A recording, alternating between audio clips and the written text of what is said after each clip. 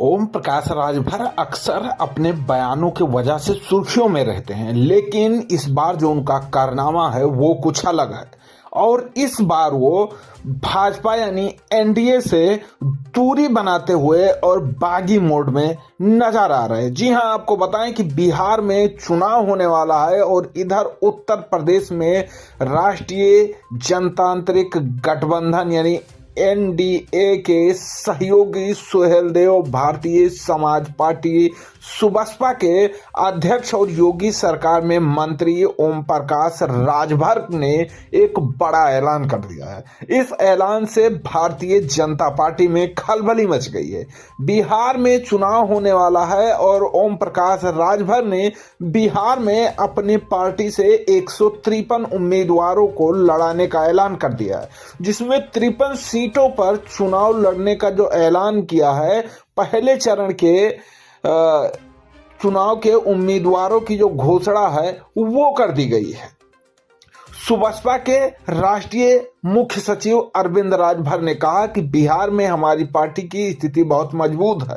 हमारे कार्यकर्ता काफी लंबे समय से तैयारी कर रहे हैं और रजक से सीट मांगी थी, लेकिन हमारे हिस्से में एक भी सीट नहीं आई। तो उन्होंने कहा कि प्रथम चरण के लिए हमने 53 प्रत्याशी मैदान में उतारे हैं, जबकि कुल 153 सीटों पर पार्टी मैदान में प्रत्याशियों को उतारेगी। इससे पहले पार्टी के राष्ट्रीय अध्यक्ष ओम प्रकाश राजभर ने भारतीय जनता पार्टी भाजपा पर गठबंधन धर्म न निभाने का आरोप भी लगाया था।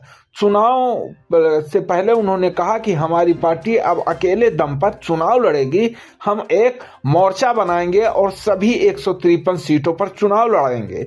पहले चरण की 53 सीटों पर प्रत्याशियों का नाम भी तय कर दिया गया है। पार्टी के राष्ट्रीय प्रवक्ता अरुण राजभर ने कहा कि हमारी पार्टी 53 सीटों पर उम्मीदवार जो है वो उतारी है, आगे चलकर और उम्मीदवार उतारेंगे। और हमारी भाजपा से बातचीत हुई, प्रदेश नेतृत्व के गलत फीडबैक के कारण हमको सीट नहीं मिली, इसका खामियाजा भाजपा को भुगतना होगा। ये लोग कम से कम 50 सीट पर इन लोगों को कम से कम 50 सीटों पर हराएंगे। हम लोग एक मोर्चा बना रहे हैं, उसका भी लगभग बातचीत तय हो चुका है, जल्द ही उसका जो है वो घोषणा हो जाएगी। आपको बताएं कि बिहार विधानसभा में राष्ट्रीय जनतांत्रिक गठबंधन रजक ने एनडीए सीट के जो फाइनल फार्मूला है वो कर दिया है।